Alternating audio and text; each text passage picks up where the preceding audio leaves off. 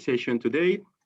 On this occasion, it's my honor to introduce and welcome Professor Peter Hedström, who is presenting his reflections about the past and the future of analytical sociology. Professor Hedström received his PhD at Harvard University in 1987. Since then, he has held professor positions at several universities around the world, as the University of Chicago, Stockholm University, University of Oxford, Singapore Management University, and New York University, Abu Dhabi. Professor Hedström is past president of the Swedish Sociological Association and has served as editor of Acta Sociologica, the American Journal of Sociology, Annual Review of Sociology, and Rationality in Society. He is the president of the International Network of Analytical Sociology, past president of the European Academy of Sociology, and a fellow of the Royal Swedish Academy of Science. In 2005, he published the very influential book titled Dissecting the Social, where he developed the core principle of the new emerging field called analytical sociology. 9 years later, he founded the Institute for Analytical Sociology at Linköping University. During his prolific career, Professor Hedström has made important contributions to the analysis of social processes and to the development of new theoretical foundation on sociology, becoming one of the most influential authors on the social mechanisms literature. Peter, it's great having you here. Before starting the presentation, I would like to ask the audience to keep their microphone muted. If you have any question or comment, please only raise your hand. For your information, the session is going to be recorded. Professor Hedström, the floor is yours. Thank you very much for being here. Thank you so much, Eduardo. So I will proceed.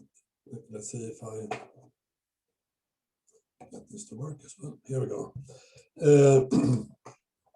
First of all, let me, if I lose my voice along the way, it's because I have a pretty bad cold. So I think the connection is reasonably good. So hopefully there will not be any problem. So what I will do today is talk about the past and the future of analytical sociology. First, discuss a bit what motivated the emergence of analytical sociology. And for those of you who are not really familiar with the literature, say a little bit about what this, according to my view, the essential characteristics of the approach is all about. And then I will consider a set of topics that I believe to be crucial importance for the future of analytical sociology. And needless to say, there are lots of different analytical sociologists who do different things, and probably some of them probably will have very different priorities than me for the future. But so these are my take on it. And particularly, I will single out and discuss this notion of intentional explanations that has been and I think that there's been an overemphasis on the importance of intentional explanations, and that has led to I think a rather unfortunate proliferation of storytelling, i.e. that we make up stories for things that we cannot observe.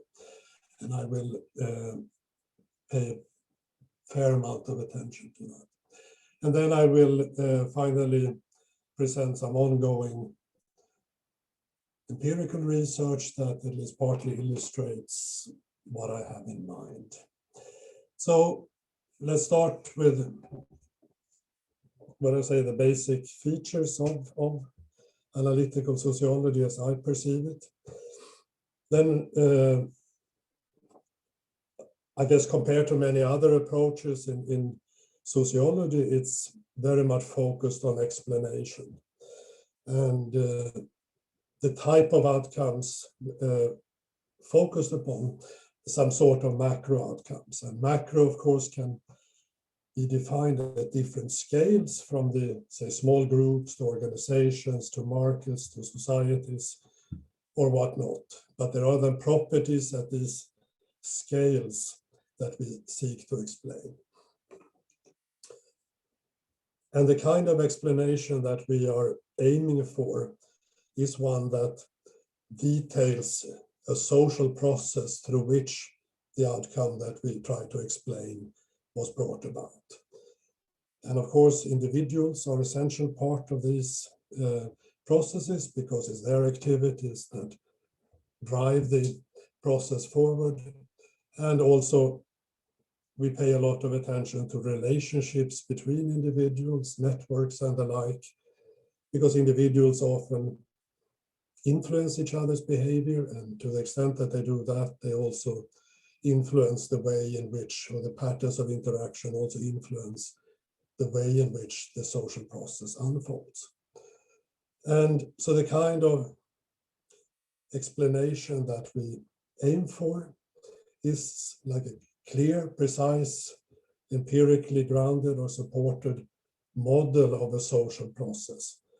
And this social process then is such that it gradually, typically, steers the group of individuals into acting in such a way that they eventually bring about the outcome that we are trying to explain. So, take something hot on the agenda, just exemplify. I mean, why did, say, the COVID epidemic develop as it did in Stockholm or anywhere else? If we had that, we were to try to address that question, then first of all, like a simple causal effect approach, characteristics to the size of the epidemic wouldn't suffice. We would have a very superficial understanding of what's going on by doing something like that.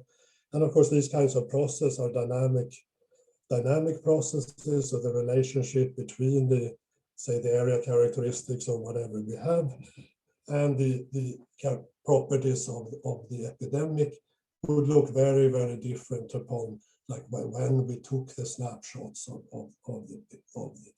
But instead, what we want is to have, we have to specify the ingredients of this dynamic process through which the virus then spreads in the population. So we must have the relevant group of individuals, patterns of interaction between them, recovery rates, infection risks, and so on.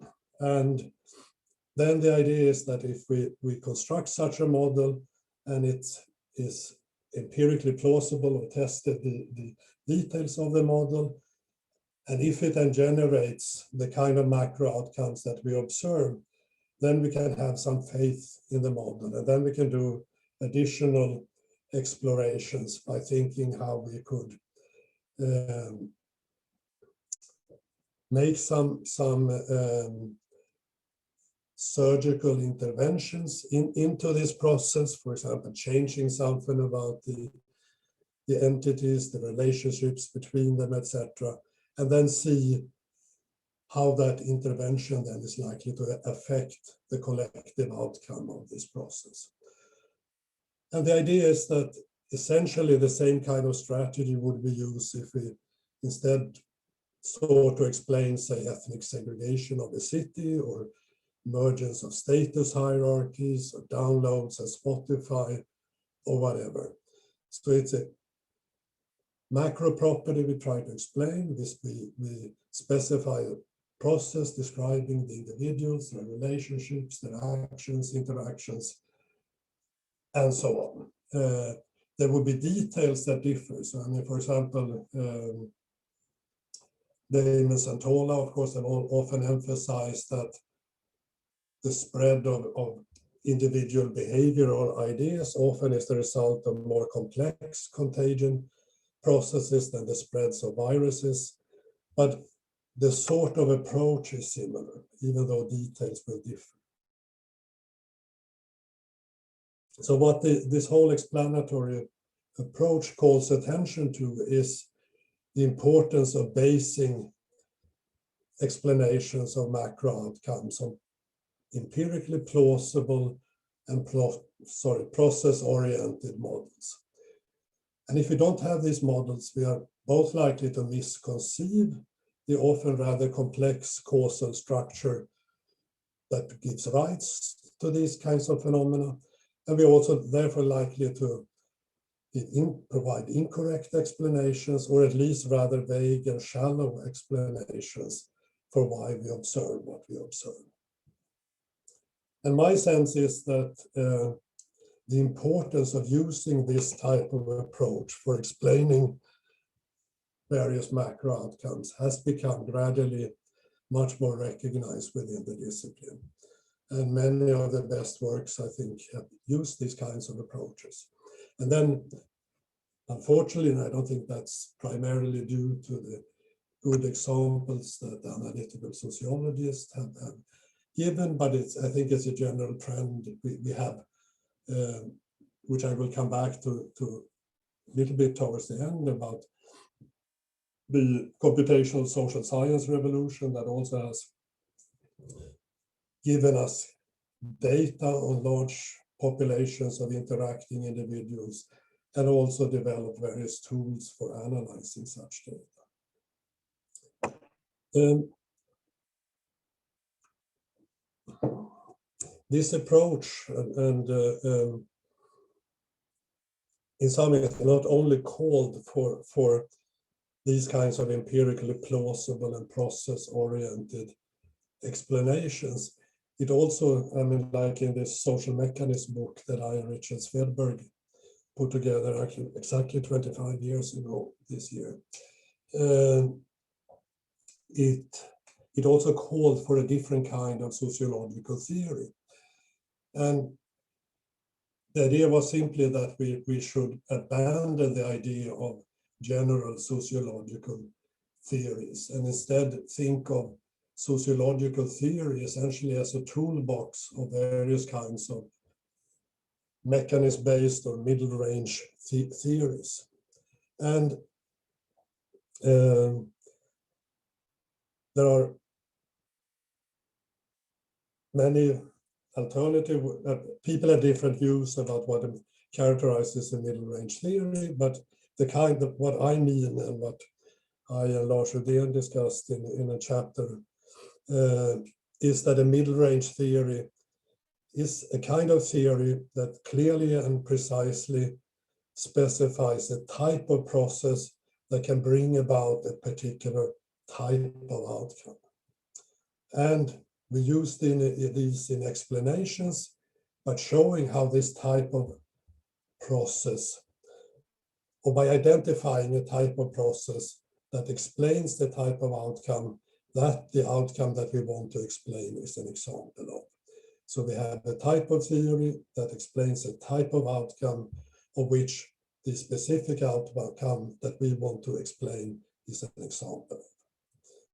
And of course, the very idea of having a toolbox and not a general theory suggests, of course, that well, it would be nice if this at sometimes long into the future can coalesce into a coherent sociological theory in the singular, but one, I think well, we're definitely not there now, and I think there are many reasons to think that we will never get there, that we are stretching over such enormous fields and so many different kinds of processes that it would be extremely unlikely with some simple unified sociological theory. So the various middle-range theories in this box, they don't need to fit together in some kind of unified fashion. And I think one rather should think of them as, in terms of James Coleman's notion of sometimes true theories. That is that these kinds of theories, they're not true or false in any absolute sense of the word. The question is more whether this particular type of theory, does it apply to the situation we are trying to explain or not? Does it fit with the empirical facts of the case that we want to explain or not? So it is a much more, in certain sense, modest, but also much more precise, I would say, and approach than alternatives. And I think then, as I said before, I think there has been considerable methodological progress in how sociologists go about explaining macro outcomes. But the theoretical toolbox has not at all developed in the same manner. And I think that's most clearly seen that I and many others, I mean, we still use Merton's old theories of Matthew effects and self-fulfilling prophecies when we want to communicate to others what kind of theory that we really have in mind. And of course, if the toolbox had been growing and progressing, at least we would have many others that we could vary with. But and I think that even in some of the very best analytical sociology work, such as the winners of this Merton Best Article Awards, not even them, they have done fantastic and interesting and professional work in explaining certain things, but they have not produced theories of the same compelling simplicity and elegance as Merton's. And of course one could say, well, that is a tough goal to live up to. But I think, and I don't have time to go into it now, but I think that one can at least argue for that there could have been much more progress, and in part it has been held back by the disciplinary culture in which we are embedded. And in some ways, what the notion of a theorist is, I think, explains why many of those that, for example, the best article winners, they don't view themselves as theorists, so they don't see it as their role to contribute to the theoretical toolbox, but instead they leave theory to the theorists, and I don't think that's a good recipe for the future. So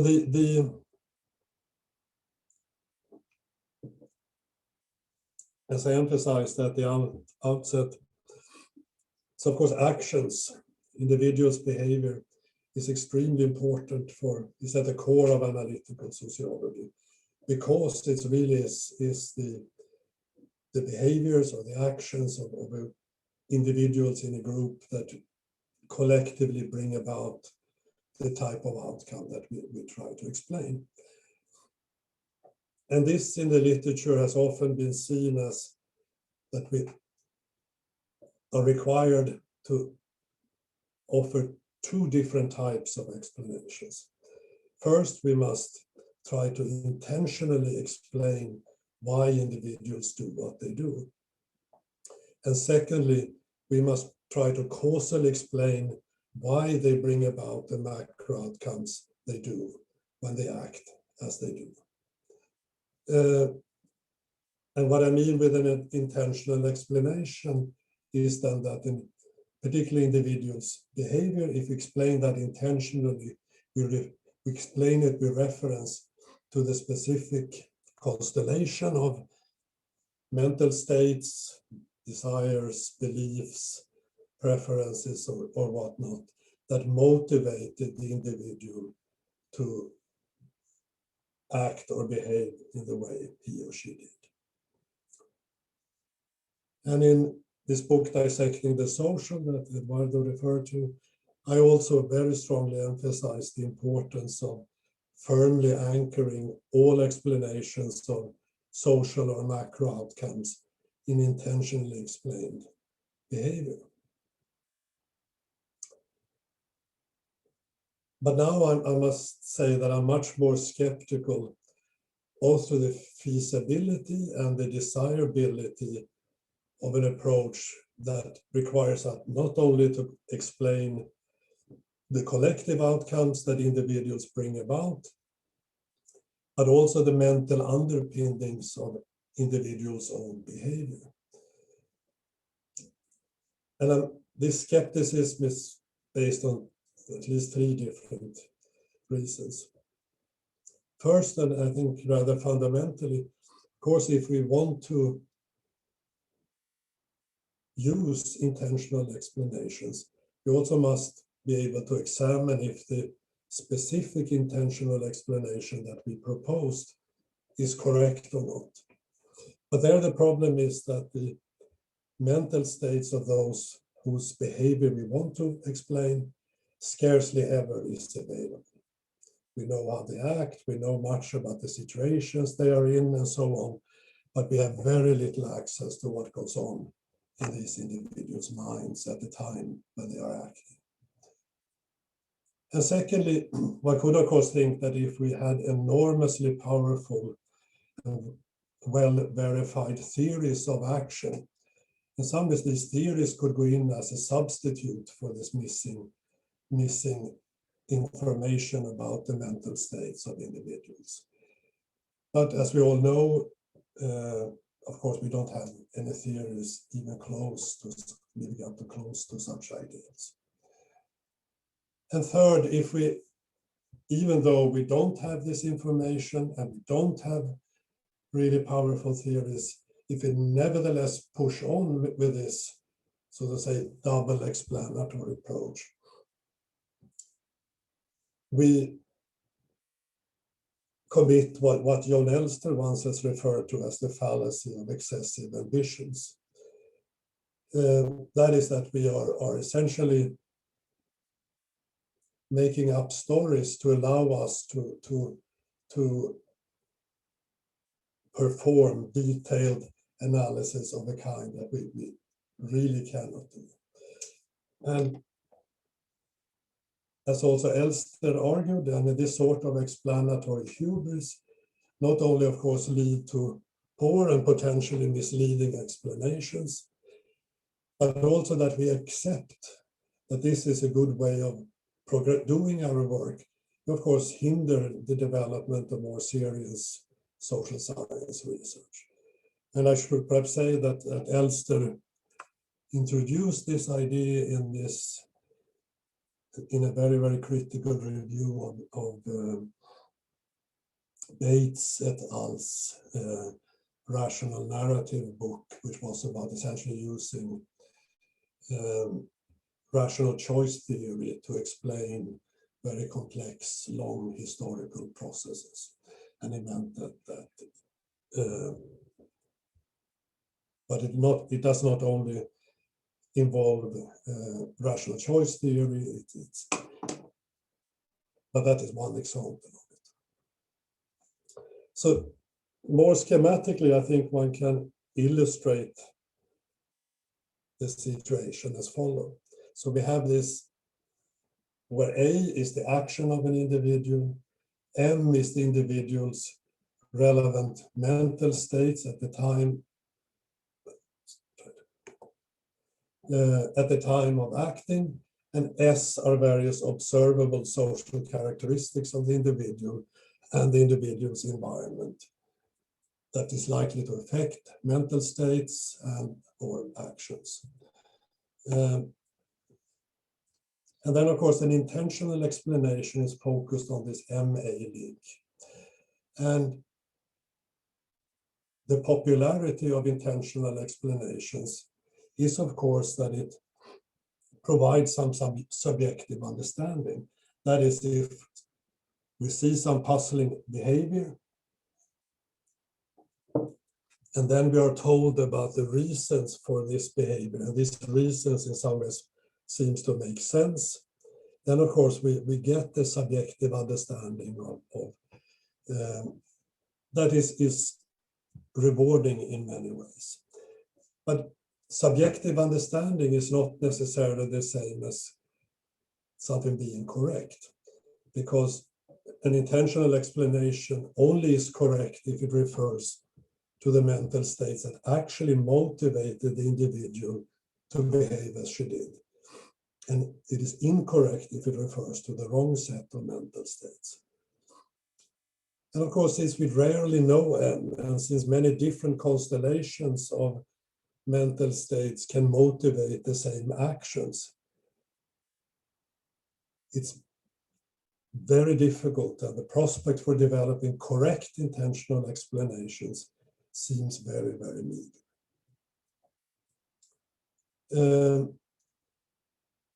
And because of this lacking information, we cannot test all the assumed details about the MA link, and we cannot fine-tune our theoretical counts on the basis of detailed empirical analysis of this link. And of course, for this reason, I mean, any proposal about the specific MA link is going to be very unreliable. And the same will be true then for explanations that we base upon such assumptions. What many people do in this situation, and I guess that's the Bates et al.'s book is one example of that, is that one simply, often on the basis of one's own favorite theory, one imputes motives to individuals and then try to derive what behavior they are likely to show in the situations where they found themselves. And of course, let me just emphasize, so if we have lots of information on M, obviously we should use it for explanation. And then we could have well-founded intentional explanations. But if we don't have it, we should not just go ahead and invent motives. And of course, I would think that that's the most common situation that we, as at least those of us who are more macro-oriented sociologists, that's the kind of situation we typically face.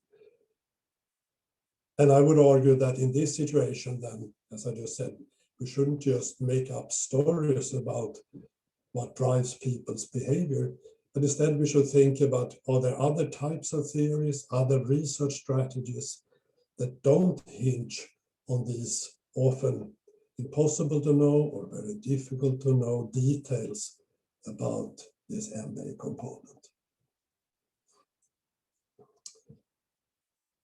And if we do this, then of course, I think it's important.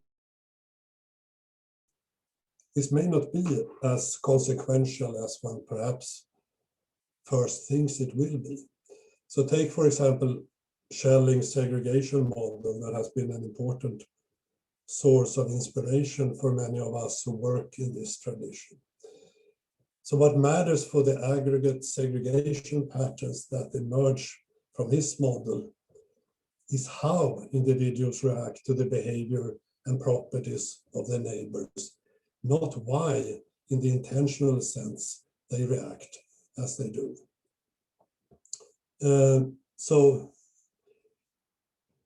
individuals,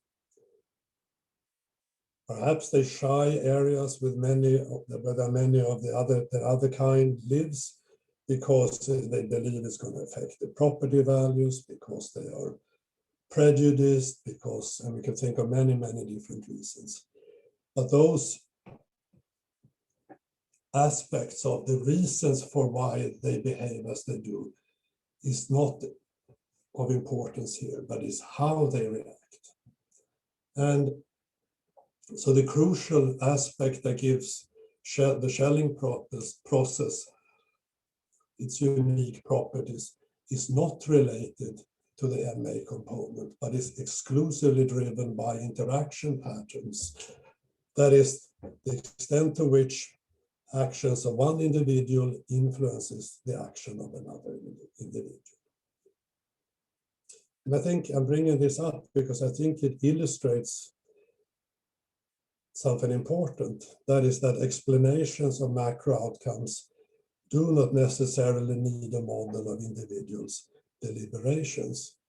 In many cases, what is needed is just an accurate model of social interactions and how they affect individuals' behavior. And to keep track of my time as well. So the paper that my presentation today is based on a chapter I'm almost finished for a handbook of Analytical Sociology that Gianluca Manso is editing. And in this book, there's also a chapter on interactions by Michael Maas, and he brings up this notion of influence response functions that Duncan Watts and Lopez Pintado wrote about some few years ago. And I think I do agree with Maas that these ideas can serve a very important role in coalescing the many different ideas that has been presented around structure of social action. And what they mean with an influence response function is a function that shows how individuals' behavior is affected by the behavior of others, and thereby also indirectly it shows how the structure of social action is likely to affect the macro outcomes that the individuals bring about. And I just used Schelling's segregation model to bring home this point that macro outcomes can be exclusively driven by how individuals react to each other's and not by why in the intentional sense they react as they do. And Lopez and Pintado and Watts shows that this conclusion can be generalized to rather wide classes of behavior, and that different kinds of behavior can have similar response functions. And to the extent that the response functions are identical or very, very similar, they also bring about the same macroscopic patterns. And I think that's an important part of this is why they are so important. I think I will skip this and instead make sure I have time to talk a bit about the empirical case as well. But the main point is just that instead of investing an effort into developing narratives or models or action theories about the MA component, and I try to speculate about how this link varies between different individuals, how it changes during a course, etc. I think there are very strong reasons to instead focus squarely on the structure of social interaction and the influence response functions that are connected to that. And in part, I like this because it steers the focus to matters that we as sociologists can speak rather clearly about, and which really matters for the outcomes that we seek to explain.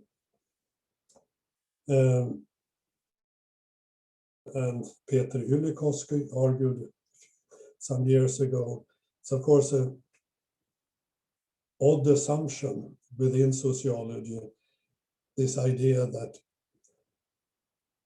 we as sociologists have some unique ability to develop appropriate theories of actions.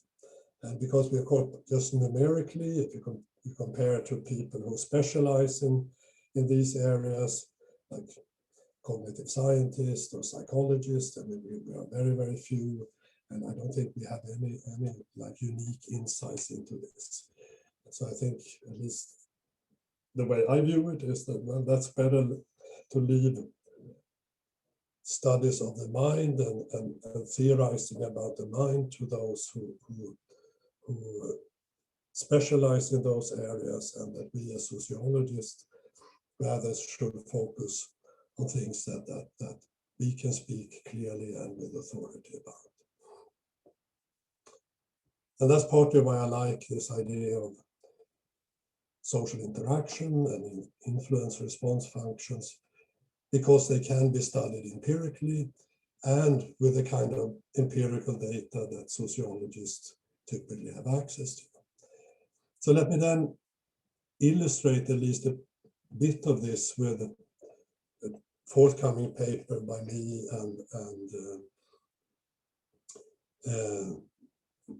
Martin Arvidsson and François Collet that's going to come in Science Advances in a few weeks.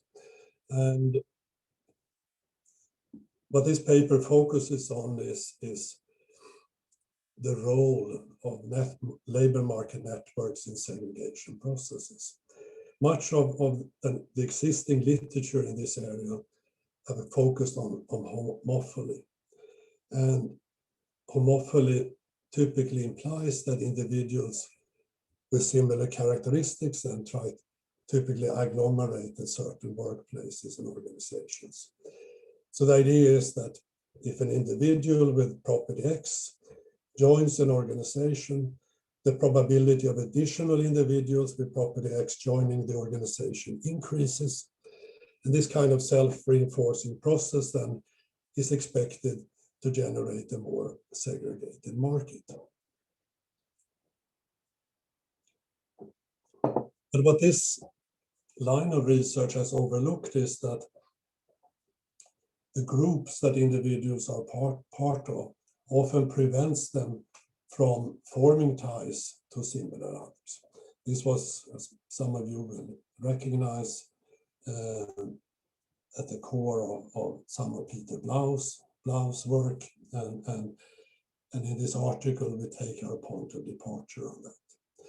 And we identify a mechanism, what we call the Trojan horse mechanism, that shows that if we take this fact into account, under very wide sets of circumstances, networks and network-based mobility on a labor market will not lead to more segregated market, but actually a more desegregated market. So in order to bring out how this relates to what I've talked about so far, so the outcome that we try to explain is a macro level outcome, the gender segregation of the Stockholm labor market. We identify a mechanism, the Trojan horse mechanism, that we believe is important for at least partially explaining the patterns that we observe on this market. We use data on, in our case, on every individual and every workplace in the greater Stockholm area during this period 2000 to 2017.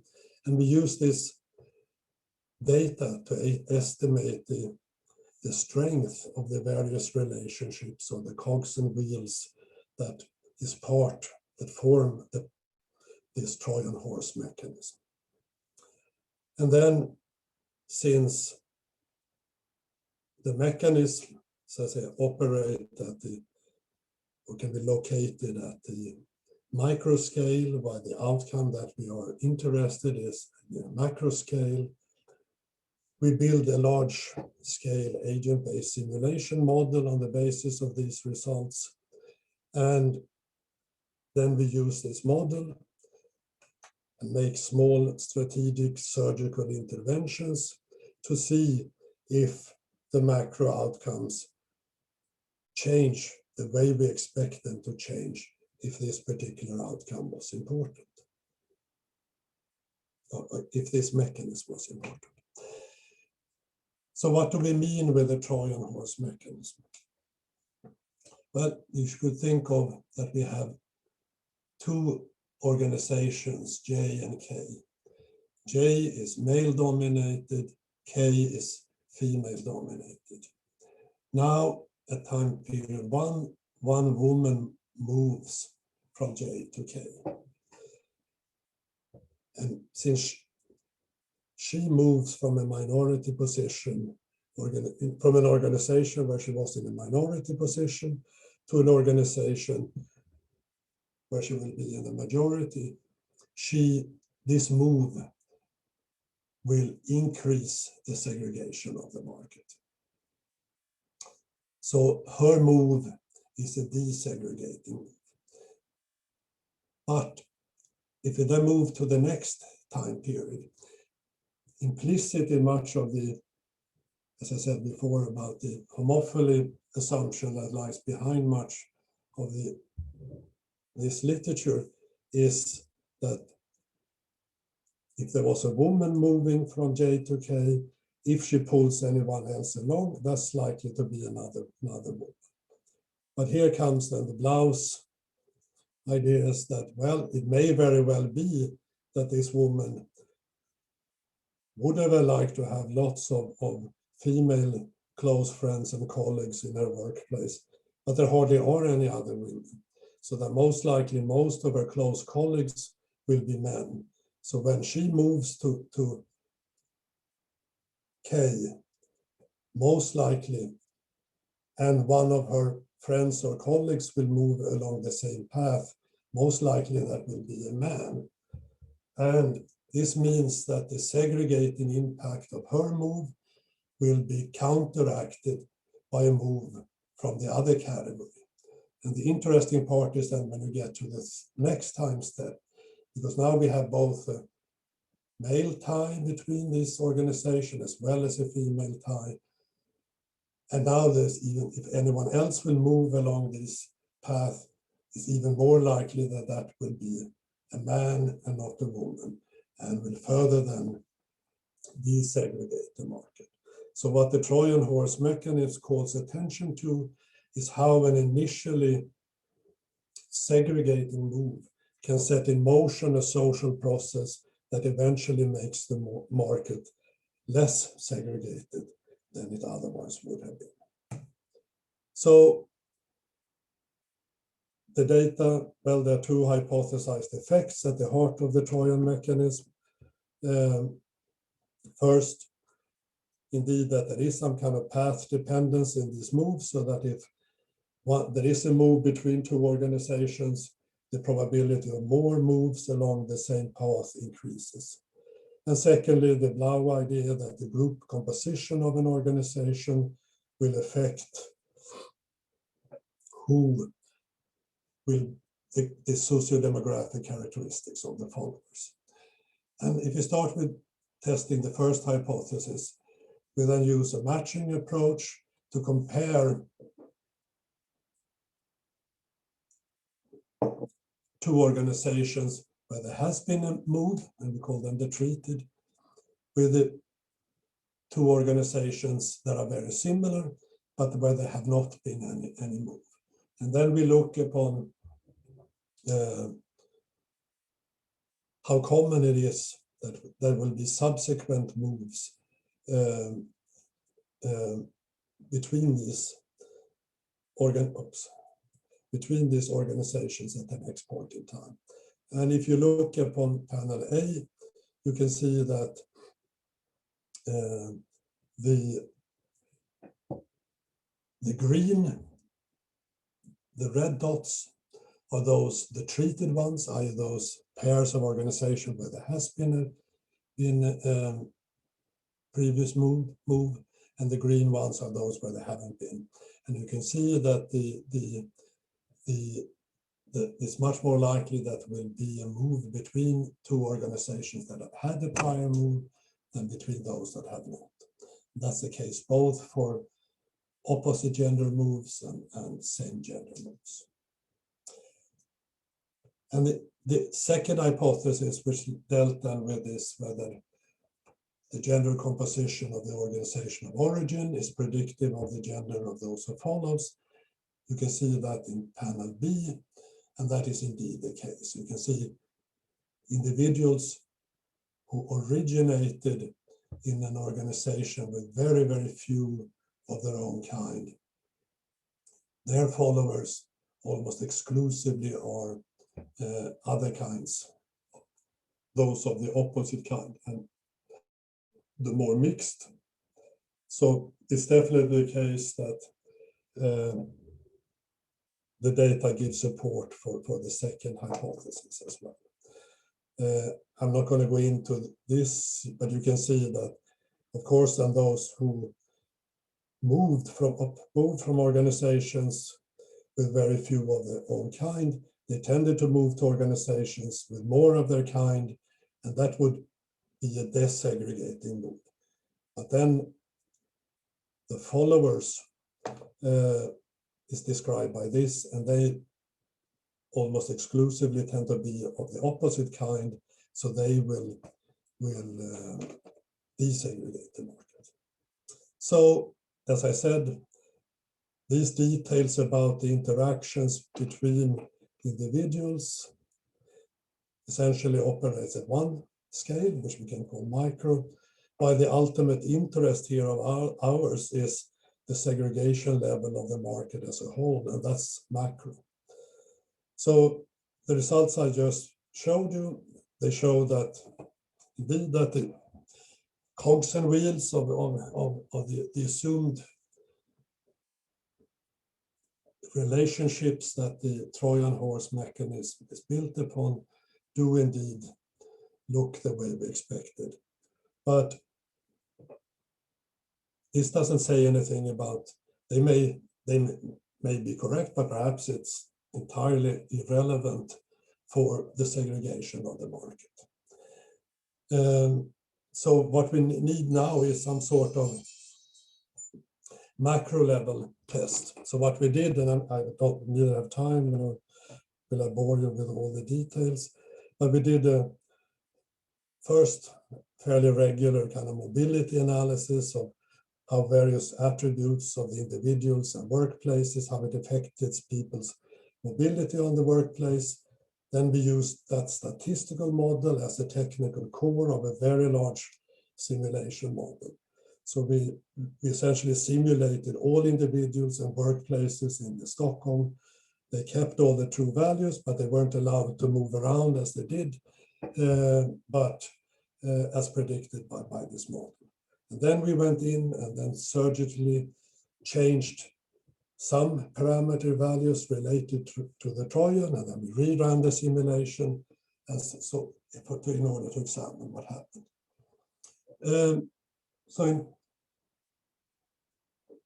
I realize I started to be short on time, so I'm going to speed up even more.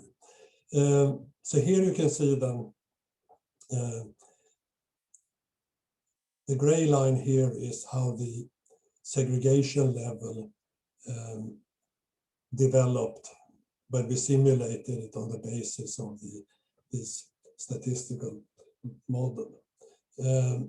And what we then did was that we identified what we call the Trojan initiating links. That is when someone from an organization that had less than 40% of their own kind moved to an organization with more of their own kind. We then examined what would happen with the segregation level over time if we made those links twice as important, 3 times as important, or block them entirely, that they don't have any importance at all. And then you can see, well, if we double their importance, the segregation, the gender segregation goes down quite substantially. If we triple it, it goes down even further. And if we block it, the segregation goes up. And part of the reasons for this you can see in panel C. So here is where we double it. And what happens is that when we double that, the total volume of people moving through these links increases a lot. Here is what it would have been without the intervention. And you can see from the color of the bar that many of those that flow in these links are of the opposite gender. If you triple it, the volume of flows increases even more, and it's even slightly more higher proportion of the opposite kind. But then when we block the Trojan, then the volume goes down rather dramatically. And you can see the color of the bar changes also dramatically. So it's not only that the volume goes down, but also that now it's almost exclusively people of the same gender as the initial mover that moves. And that means that those moves are segregating. Checking my time. Well, in panel B, we do something similar. We don't focus only on the Trojan initiating links, we look upon all networks types and once again, if we triple their importance, the segregation goes down quite profoundly, even more so if we, what that now is called, we multiply it by 5. But then the important thing, if when we block the Trojan paths, but still increase the general importance of the network, barely anything happens because of those interventions. So let me speed up. I think that these analyses are important because they call attention to a new mechanism. Also because it's a mechanism that give rise to rather different expectations than the existing segregation literature suggests. And I think in relation to the core message of this talk, I think it can be seen as one example of the type of interaction-centered explanation of macro outcomes that I believe to be very important for the future of analytical sociology. And that's because it caters to our own strengths. Focus theoretically as well empirically on the structure of social interaction, and it refers to factors that we as sociologists can talk both clearly and credibly about. And of course, we could have made up various kinds of MA-based narratives, but one that would have been, I could say, even redundant from an explanatory point of view. And of course, to the extent that we don't have firm empirical evidence for the narrative that we propose, it would also undermine the credibility of the explanation. I don't have time to go into this. I discussed this more in the chapter that's going to go into Manso's book, but partly overlaps with what I've said here. So you should develop put more effort into developing the toolbox on Middlerange theories. We should focus less attention to intentional explanations of behavior because, one, we cannot be sure that the explanations we propose are factually correct. And there's a big risk that we just, by putting too much emphasis on intentional explanations, it will just lead to a proliferation of just so stories that we don't have any empirical support for. Then I touched upon it very lightly, but I think to some extent that the disciplinary culture that we are embedded to are not the most conducive for our kind of work, and that we can easily be bogged down into endless conceptual discussions with other theorist colleagues, and I don't think that's necessarily the most productive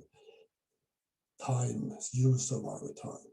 And then, which I truly think is very important, but that I haven't had time to talk about, is of course I think that so much of what's now happening in the computational social science field fits enormously well with both with, I would say, the sociology in general and with analytical sociology in particular.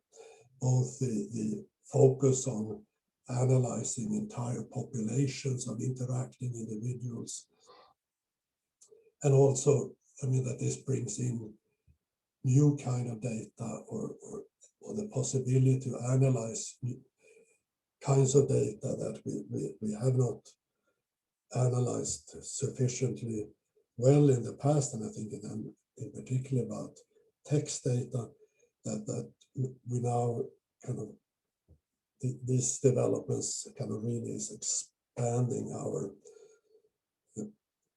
methodological and the relevant data toolbox, and I think that's going to prove enormously important for the the future. Thanks. Peter, thank you very much for your presentation.